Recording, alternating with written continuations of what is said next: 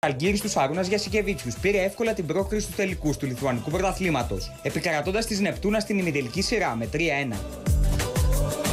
Στον τρίτο ημιτελικό η ομάδα του Σάρας επικράτησε άνετα με 83-60, με τον πρώην παίκτη του Παναθηναϊκού να ερωτάται στη συνέντευξη τύπου για ποιο λόγο έδωσε άδεια στον Αουγκούστο Λίμα, η γυναίκα του οποίου ήταν ετοιμόγενη. Η απάντηση του Σάρας ήταν αφοπλιστική.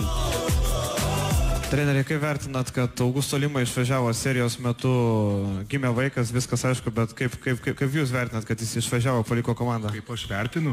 Taip. Tai aš jam leidau išvažiuoti.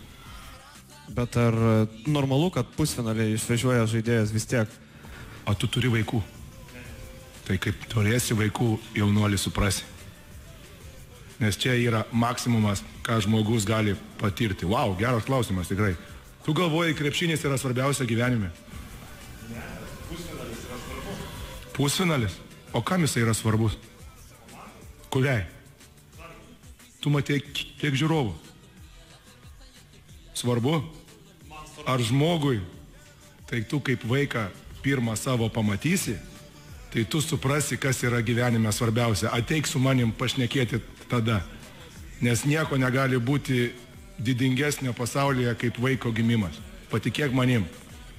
Nei titulai, nei niekas. Augusto Lima yra dabar padangėse ant emocijų. Aš labai džiaugiuosi už jį.